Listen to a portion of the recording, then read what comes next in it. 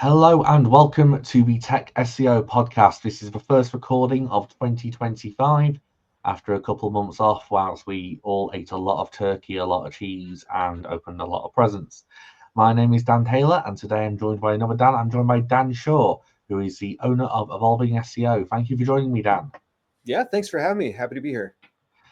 We were catching up just before this and we both realised this is the first time we've probably spoken in 7 years since Boston. Yeah, since Tech SEO Boost before COVID. And you were on my podcast back then. We talked about service workers and JavaScript SEO and lots of fun tech SEO conversation.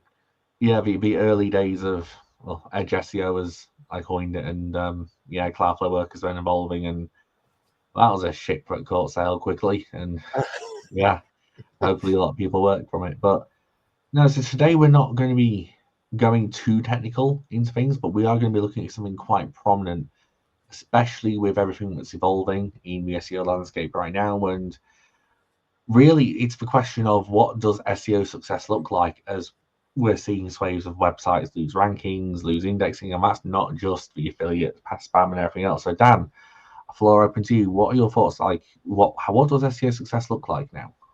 Yeah, I think it's really 2 or 3 key cornerstone things that we can dive into if you'd like to. But number one is something we've all kind of lost sight of, I think, and that is actually helping the people searching.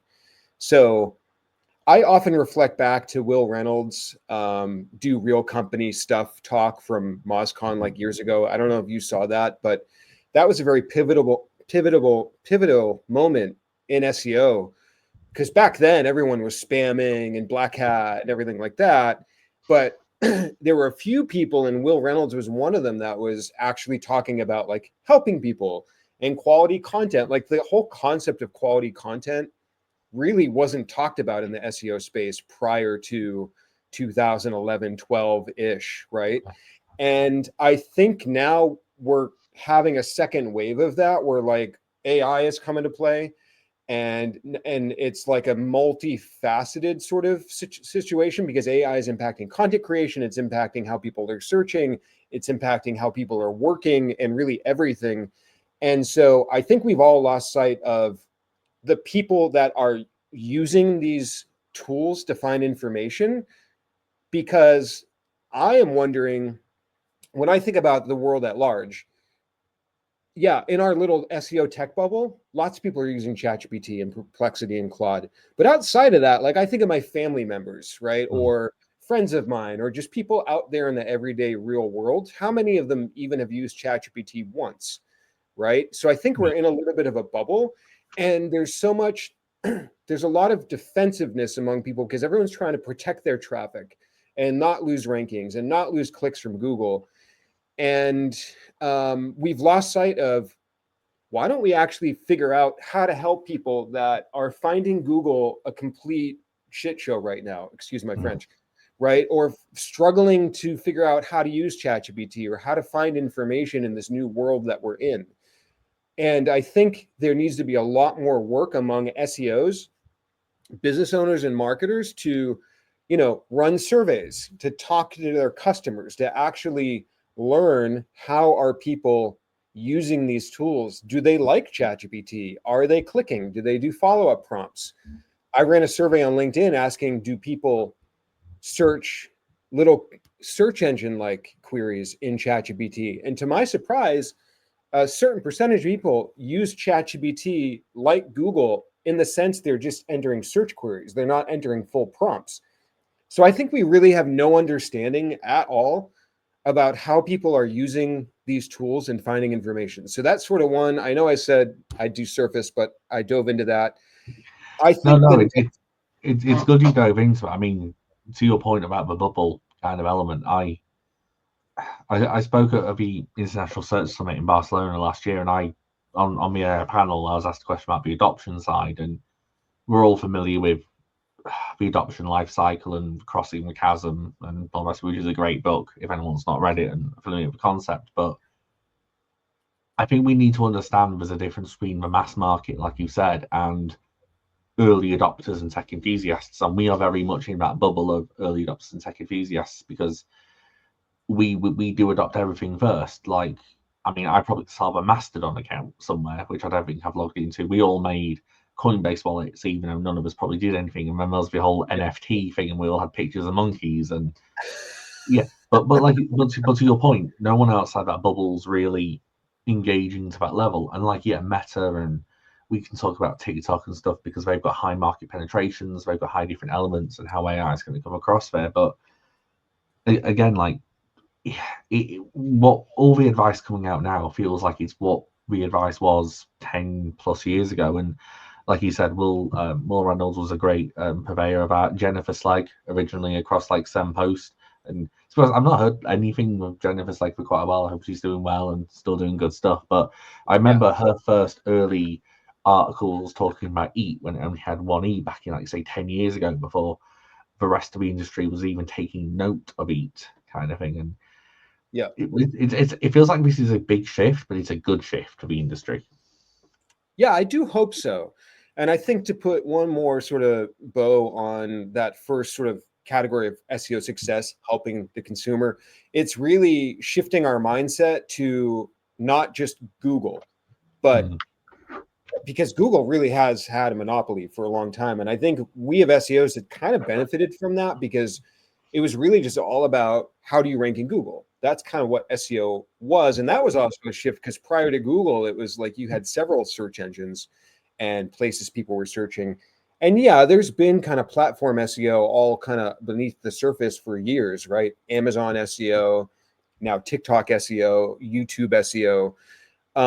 But I think we're shifting back to a place of multi-platforms, right? And yes, there's early adoption, but what I potentially see happening is Google losing percentages of its market share, but people or the AI agents in intermediate between people and search engines still searching, right? You still are going to have websites. It's just you may have more dispersion of people, 10% people using ChatGPT, 10% using Perplexity, and so on and so forth. So I think success as SEO is really, again, it goes back to understanding what engine and tool is your audience using and where do you want to reach them.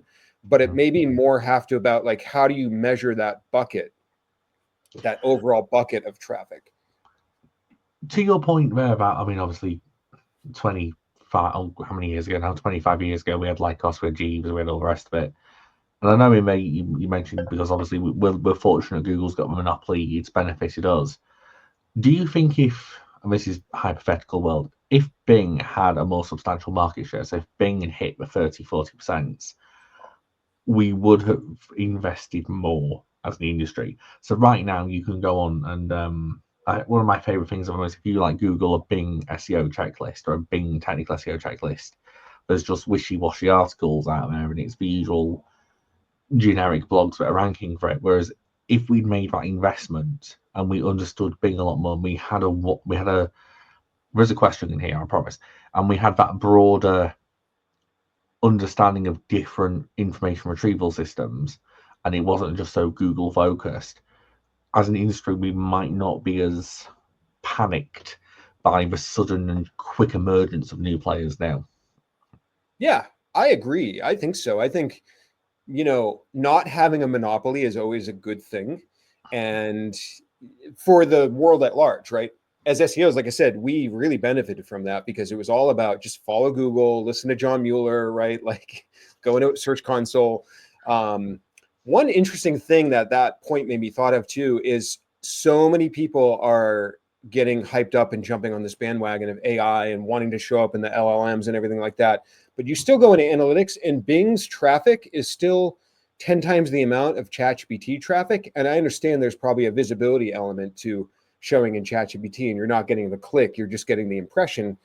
That's a whole other thing. We have no idea, right? Is OpenAI going to give us any data whatsoever? I mean, it's a big black box at the moment. But I just think it's sort of humorous, but also a little frustrating that marketers and business owners and people that would be doing SEO usually are now caught up in the hype of ChatGPT, when all along Bing is still getting 10 times the amount of, right? It's like a very weird, illogical, because if you're going to pay attention to 0.01% of your traffic, why were you not paying attention to 10% of your traffic from Bing all along these last 10 or 15 years? I think there's a level of, I mean, my theory on what you just kind of said there is there's a level of complacency, because for the most part, doing well in Google translates to doing well in Bing, although Bing is a much more technical crawler, it's a much more technical engine, and it's a lot more discerning in what it actually values. So you may get like 100 pages, well, you used to get 100 pages indexed in Google, now it's much less because we're pulling back. You'd only get the sort of 10 to 20 in Bing, but for your major, more head terms. So it's almost like that. You look after one, the other kind of looks after itself. But because LLMs are completely different, the way they tackle information retrieval is different. The way they tackle serving is very different. We don't have that level of complacency, whereas Bing's always felt like a bit of a safety net and like a sure thing as long as you meet a level of threshold. I think to a degree, I agree with that LLMs are different. However, I've seen a lot of overlap. There was that study from Sear, again, Will Reynolds, but from his company, Sear, where they showed that Google rankings correlated highest to showing up in LLMs, I believe it was, or maybe it was just ChatGPT specifically. And, I think there's, from my perspective, still enough crossover where I'm sort of advising clients, focus on Google optimization and traditional SEO, because all of those foundational elements will help you. They're a big part of showing up in the LLMs and in ChatGPT, etc. I mean, there may be additional things on top of that, but I think a lot of people are going for the icing on the cake before they have a good foundation. Yeah, so the studies will have done a great. I mean, the studies we've done kind of correlate with that as well. We've looked at Bing, we've looked at Google AI reviews. We've also kind of looked at Meta and stuff as well, especially across like more consumer industries like travel and fashion. And there is a spread of doing well in Google tends to correlate better with it, but then there is that anomaly 60% where it's just out to pasture. Bing, when ChatGPT search first launched, I did a piece on Search Engine Journal where I looked heavily at Bing and Google ranking correlations. And when you look at them next to each other for the same queries that ChatGPT was surfacing at the time, it was like, well, there's no rhyme or reason to any of this, because sometimes it's just because it's doing well in Google and not in Bing. Now it's doing well in Bing but not in Google. Now it's not indexed by either in the top 100. Like, it is mad. I've actually just pulled up some data. I've got because I've got a Looker Studio, but I can break down LLM stuff, and just looking at, I've just done it for the last year. Bing was 5.6 million sessions last year for one of my clients. Mm-hmm. The entirety of LLMs was 102,000. Yeah. Right. Yahoo was almost double what the LLM drove. Yeah. So it's a false economy almost.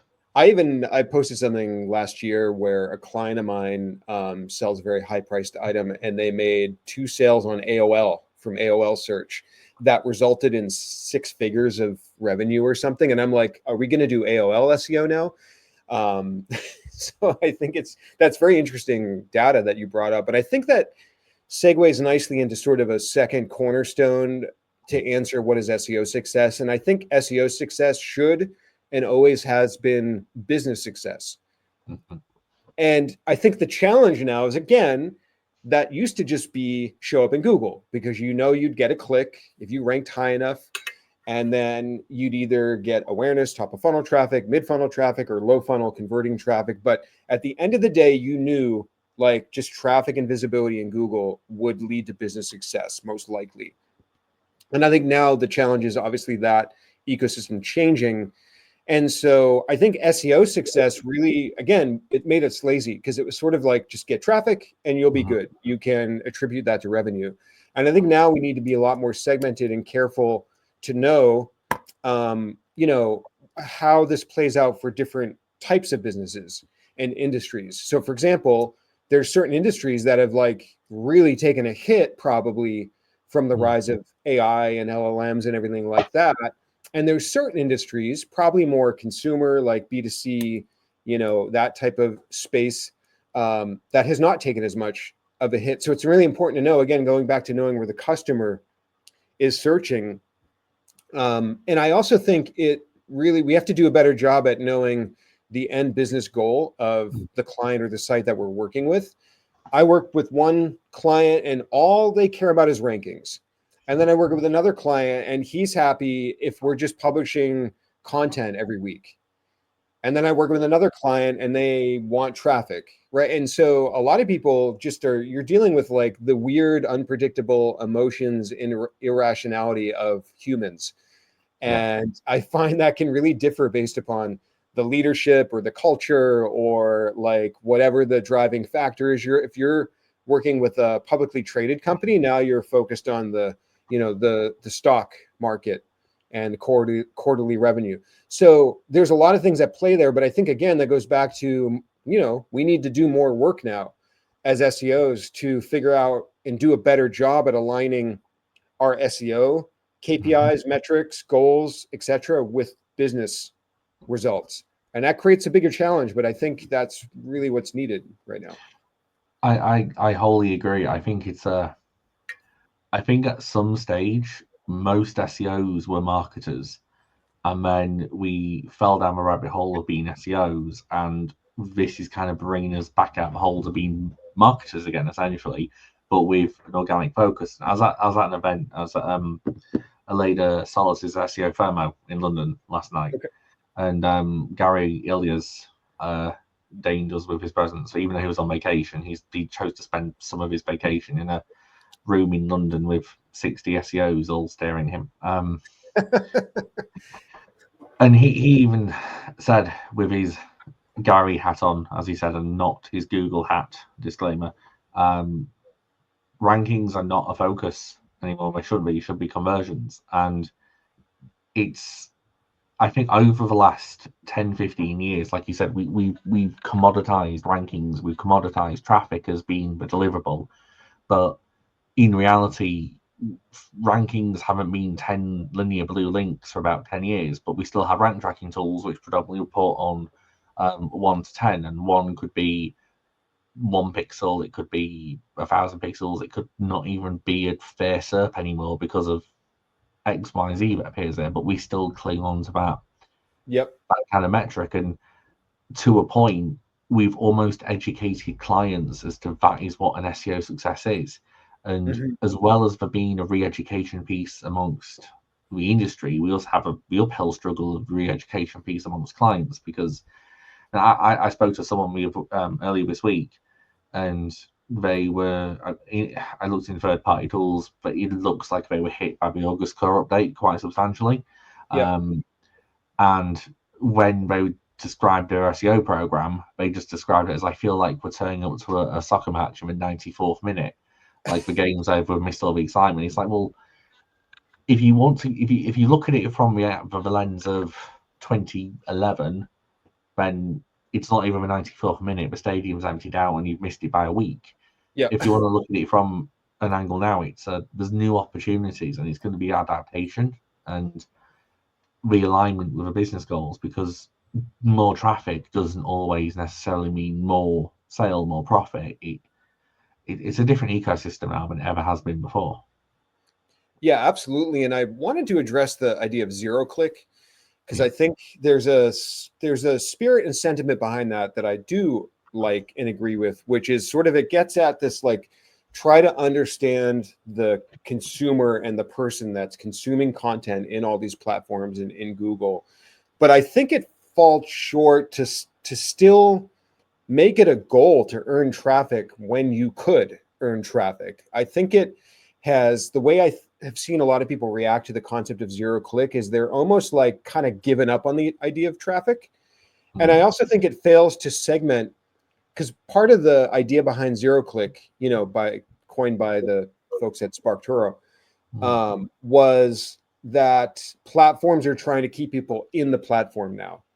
And I do see that as true to an extent in social, like absolutely, LinkedIn does that, Twitter or X does that. Like all the platforms try to keep people in the platform. But it kind of makes a little bit of a leap where it says that almost Google is 100% trying to do that. And I think to some degree, Google does try to get you using Google more. And to my understanding, Google's driving factor is they want you performing more searches. So if you do a search and you land in a SERP where there's cues to go search Google Shopping or do this related search or do a follow-up search, my understanding, and this came out a little bit, I think, in some of the antitrust stuff, right, was one of their top line business metrics was to increase the raw number of searches happening in Google, because the more searches that happen, the more ads they can deliver and more revenue. And I think that, okay, so some searches don't result in a click, but there's typically follow-up searches that ultimately lead to a click, because Google has this delicate balance where they need to send traffic to websites. I mean, they can't just like completely close it down and not send traffic to anybody. And so I think this concept of zero click sort of misses that nuance. And what I do with clients is segment content by content that I am setting a goal to actually have it receive traffic based upon the type of topic it is and the search query and the search intent. And also segment it by content where it isn't a little bit more in a zero click scenario, right? Like, how much is a gold quarter worth? Okay, you're going to get an answer, and like a lot of people are going to just be satisfied with that answer. You know, who was the actor in this movie? Okay, you're going to get like a quick name and an answer for that. But I think there's probably more searches happening and still a lot of opportunity to get a click. And so that's where I'm definitely fall a bit on both sides of, like, there's so many people that are promoting this idea of zero click, but I think it's a little bit more nuanced than just a black and white thing. There's a few threads I want to kind of pull out of that. I mean, I agree that zero click feels too black and white. I mean, we first started saying zero click back when featured snippets came out, what, 9-10 years ago now?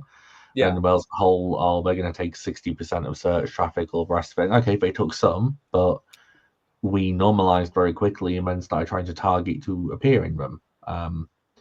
But the notion of, the multi-query thing, I wrote an article about it. I called it query stacking, but people stack queries to reach that end goal. But one of the main kind of rabbit holes from what you said I wanted to kind of go down, because I think I know which part of the antitrust documentation you're referring to around the key metric things. Is this not a potential misalignment within Google now? Because technically, if it's keeping in the ecosystem, you perform a query, you engage an AI overview, you then enter kind of that Gemini chat system.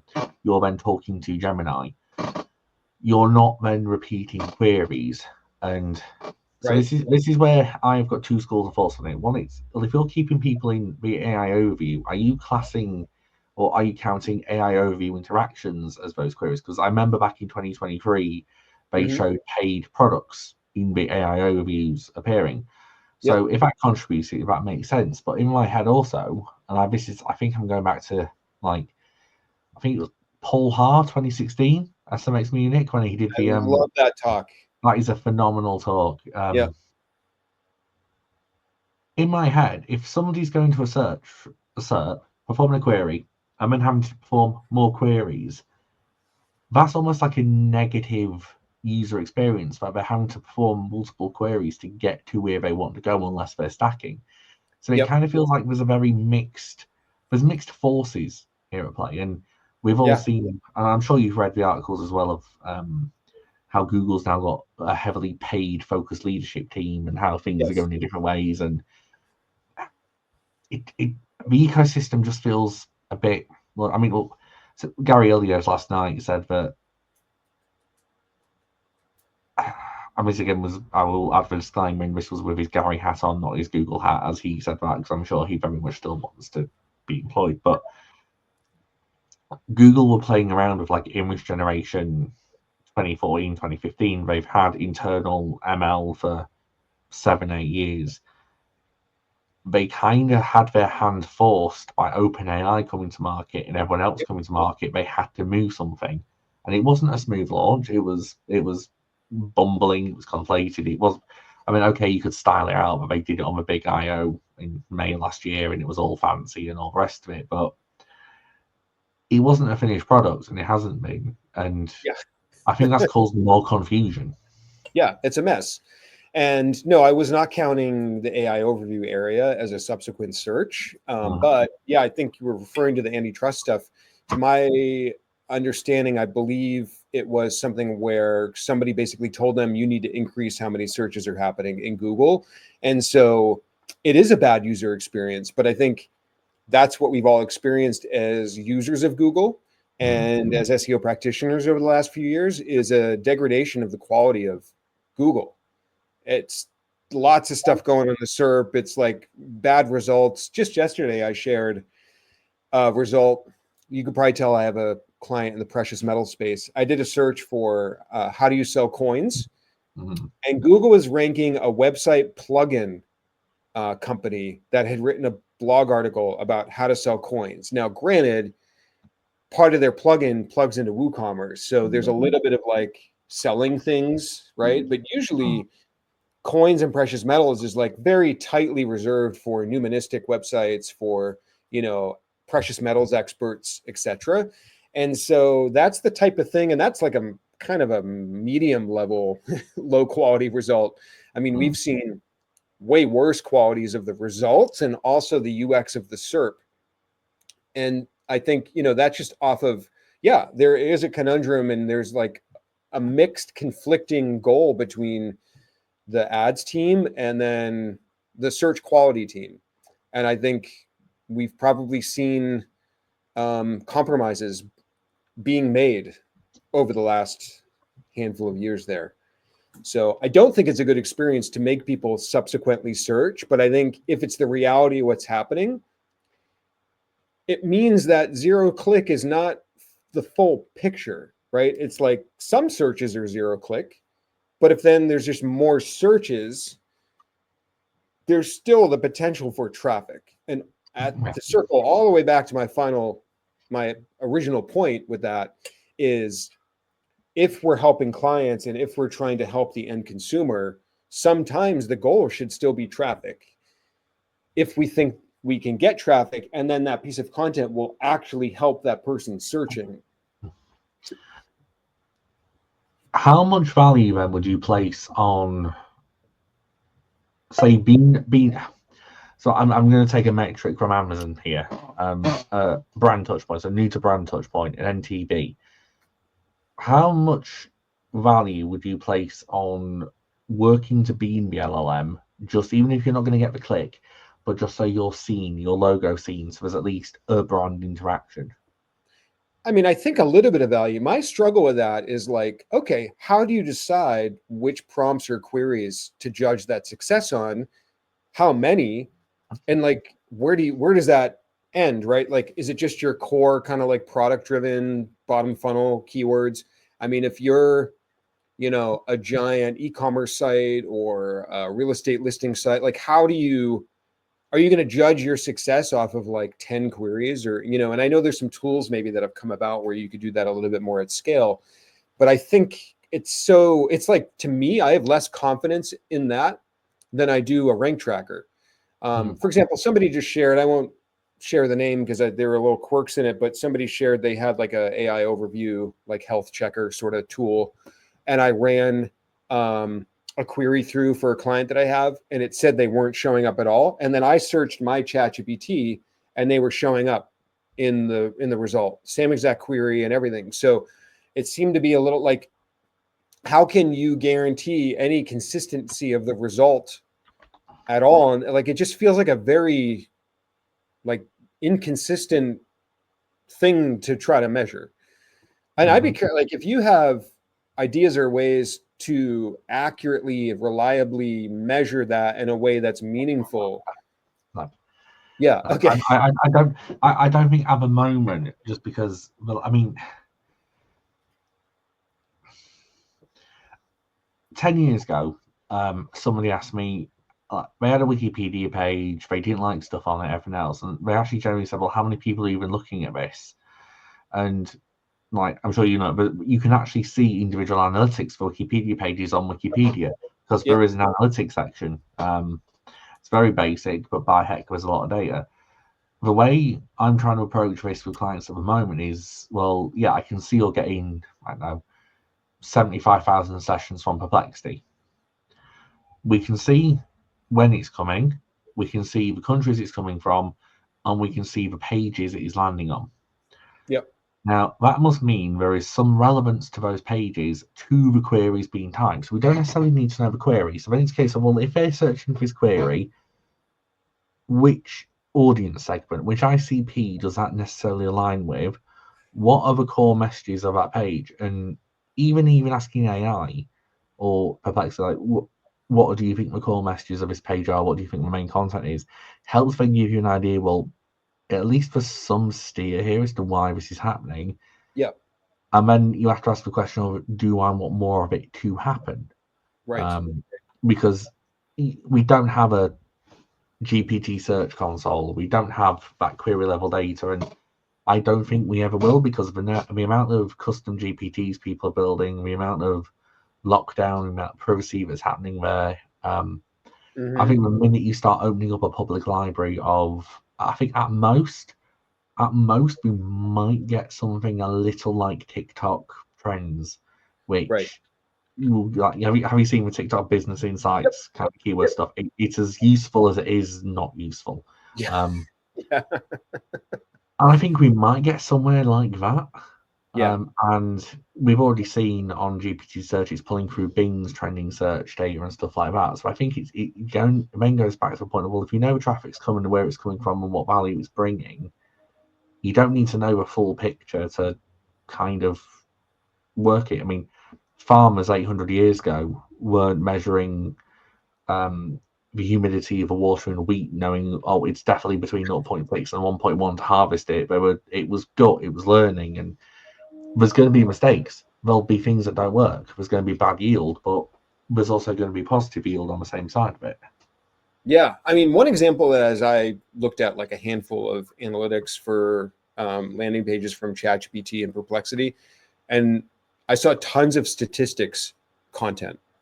So like a post that's like, 20 statistics about cold calling or whatever, like tons of traffic tons relatively speaking, right? Still only a couple hundred visits. But I think that's an example of what you're saying, right? Is like noticing a pattern there. And then I've been saying to clients, okay, fine. If you want to like get more visibility in ChatGPT, like let's do statistics content. And the good news there is that has always been a cornerstone of my SEO as well, because it attracts links, you get good traffic, it attracts journalists, and there's a lot of other value there as well. So that's one example that I've noticed of like some patterns from that. But I'm glad to know I'm not in the dark and just like not aware of some way to measure this stuff better. Because, there's always that fear, I think, now in the SEO space and at large, because there's so much new information coming out at you. And I feel like I'm behind in all of it, and I think it's easy to feel that way right now because of like just literally, I mean, just yesterday there was like Perplexity and OpenAI announced agents. Yeah. Right. AI. And it's like, oh my goodness. Okay. That would have been like the news of the month, 10 years ago. And now it's like every day there's something like that. I think it's a scale thing as well, because there's so much, and this is where the SEO industry, in my opinion, is both good and bad at the same time, because there's so much good research going on. It's getting distributed, so it's getting into the right channels, it's getting picked up, but then there's this fear of not publishing something on it, and you get the journalistic SEO stuff that goes out, and somehow the churn stuff seems to get a greater reach than the other. So you end up with, you could probably read 5 articles on how to optimize for ChatGPT search, and you'll get 5 different things off the back of it. None of it's strategic, but it all just boils down to doing the same thing. And I think the other parts of this as well is how important brands going to be a part to play in it, and how much of it is just down to well, this brand is quite well recognized. I'm going to trust it slightly more because it is trusted more. And it's that mindset shift of, I mean, 20 years ago, it was about links and keyword stuffing and using Unique Article Wizard to spin up 500 articles using pipe separators. And now it's, I mean, about 10 years ago, we had the whole big brand favorite thing happening in Google. I think that's going to come back for LLMs, but it's because LLMs aren't Google. They aren't looking at a multitude of factors. They're looking at a much more narrow data and doing a form of analysis on it. And it's the human gumption. If I turn around to you, and this is probably going to not be a thing, but if I said to you, "Oh, who are the top 3 quarterbacks of all time?" Yeah. you'll rattle off 3 names based on your own learning. You're not going to sit there and start thinking, well, I don't know, this Bob Smith of the 1955 Bengals was da-da-da, and you're not, because you don't operate like a search engine. And if we're seeing AI doing similar things, it's going to come out and say like Brady. No, I nearly said Rodgers, but I'd have been no, not Rodgers. But you know, it's going to come out. It's going to have a similar response time each time because it's going to go by popular opinion, and it's going to go by which the cohort opinion and which one in the cohort has the weightedness behind it. Yeah, and I think, yes, I do wonder to what extent LLMs are going to blend with traditional search.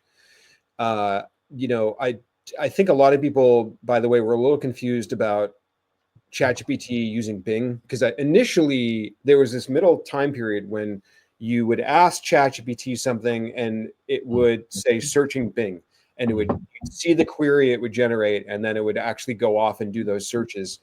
And then Search GTP came out, and I think a lot of people assumed ChatGPT is still using quote unquote Bing, but I don't necessarily think that that's true per se, number one. And number two is I do wonder, you know, yes, LLMs are a little more narrow, but I do wonder about this blending potential of, like, take, for example, the idea of an agent, right? What if there's just an agent that uses Google for you to do a task or find something? And so there's still an AI in between the human and the search engine that's searching and running through the regular, you know, rankings and information retrieval.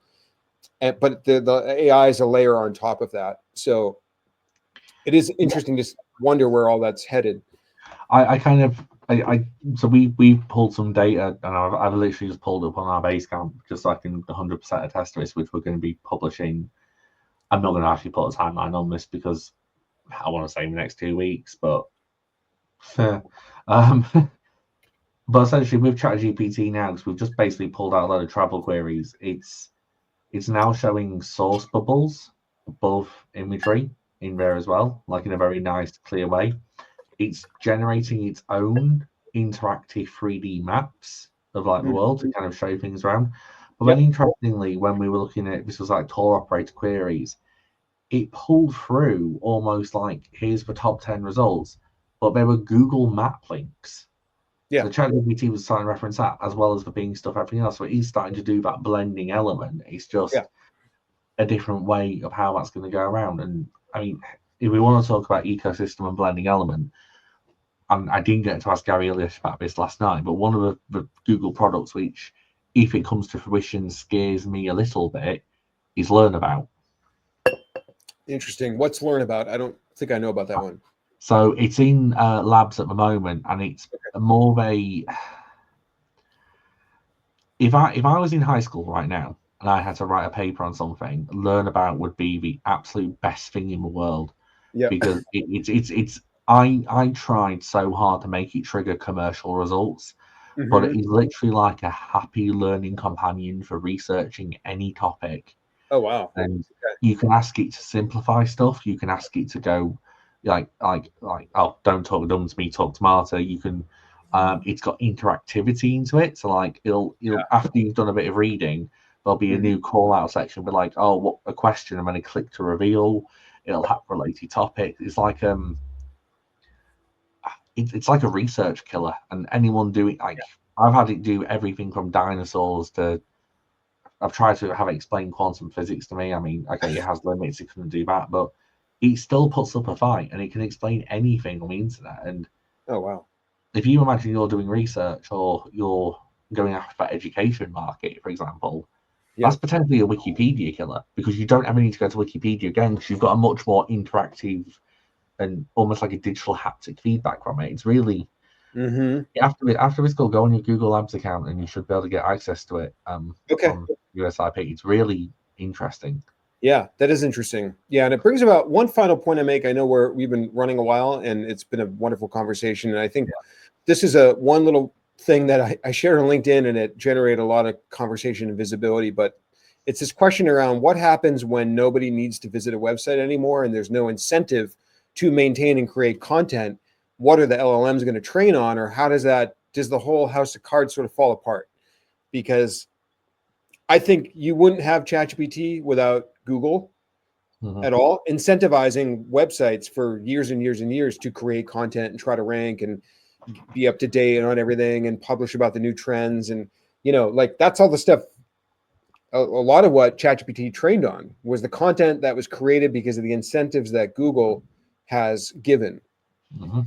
And once that's gone, and it was an interesting conversation, and I think it's more of an open-ended question than something that has an answer. But that thing you brought up, that tool, and then nobody needing to go to Wikipedia really makes me think about that. Because, what happens if you have a new historic event and then nobody cares about Wikipedia anymore? So no one's creating a new page on Wikipedia about that event and updating it. Where does that information first get, put down on paper, so to speak, for the LLM to even know about it? No, it's mine.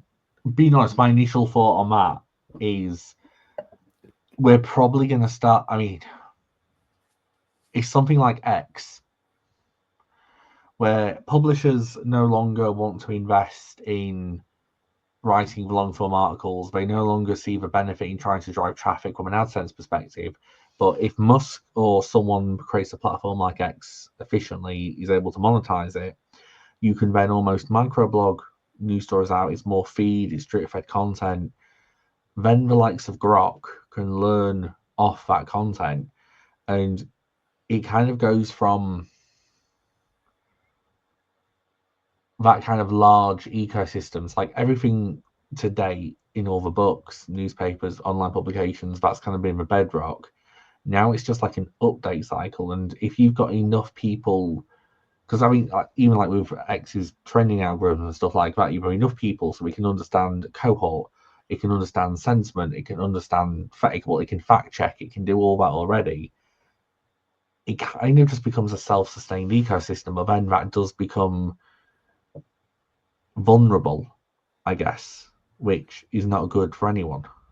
Yeah, I think the couple pieces I'm most like hesitant to have faith in is the fact checking, and like Wikipedia feels like a very definitive, reliable place of information, and Twitter X is kind of like this like free for all where anybody can say anything and it's all disorganized, and it's not like Wikipedia is so structured.